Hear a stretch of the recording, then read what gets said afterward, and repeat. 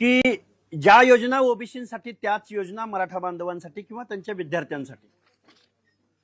मुळात ओबीसीसाठी ज्या योजना दिल्या गेलेल्या आहेत त्या घटनात्मक आहेत, त्या सामाजिक मागासलेपणाच्या तथ्यावर, निकषावर, अभ्यासावर आधारित आहेत। जो मागास आहे, जो सिव्हिलायझेशन पासून दूर आहे, ज्याच्यावरती शेकडो वर्ष अन्याय झालाय, त्या लोकांना डोळ्यासमोर ठेवून ओबीसींच्या योजना बनलेल्या आहेत। मग त्याच योजना मराठा समाजासाठी जाहीर करतंय शासन, लोकनियुक्त सरकार। त्याच्या मागचं लॉजिक आम्हाला कळालेलं नाही। म्हणजे ओबीसींचे सर्व निकष मराठा समाजानं पूर्ण केले का, किंवा ओबीसींच्या बाबतीमध्ये जो काही सामाजिक दुजाभाव किंवा सो अँड सो अनेक कारण आहेत शेकडो वर्षाच्या स्पॅन मध्ये, मग ते सगळे मराठा समाज फुलफिल करतात का आणि ते तुम्ही मान्य केलंय का? म्हणजे काल ज्या ओबीसींच्या विद्यार्थ्यांना ज्या योजना त्याच मराठा समाजाला योजना असं म्हणणं म्हणजे शासनाची वैचारिक दिवाळखोरी आहे। काही मुद्दे मी तुमच्या समोर मांडतोय।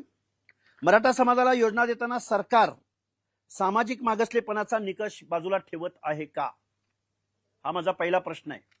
दुसरा प्रश्न, ओबीसी, दलित आणि आदिवासींसाठी असलेल्या संस्थांना, महामंडळांना अपुरा निधी, मात्र मराठा समाजासाठी स्वतंत्र योजनांचा वर्षाव, हा कोणता सामाजिक न्याय आहे?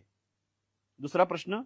तिसरा प्रश्न, जर शैक्षणिक मदतीचा निकष गरिबीचा असेल तर मग केरळ प्रमाणे या महाराष्ट्रामध्ये शिक्षणासंदर्भात वेगळं धोरण शासन आणू शकतं ना, पण तशा पद्धतीचं काम शासन करत नाही।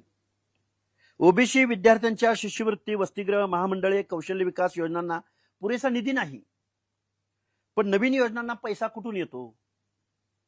म्हणजे जे ओबीसीला दिलंय ते आम्ही मराठा समाजाच्या विद्यार्थ्यांना देत आहोत। अरे पण काय दिलंय, काय दिलंय त्याची एक श्वेतपत्रिका एकदा शासनाने जाहीर करावी।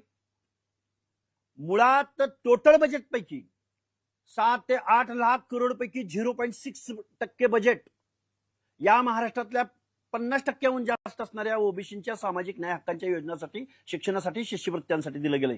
उन पुरं 1% सुद्धा नाही, मग ते मराठा समाजाला द्यायचं आहे का? म्हणजे असे अनेक प्रश्न आहेत। अजून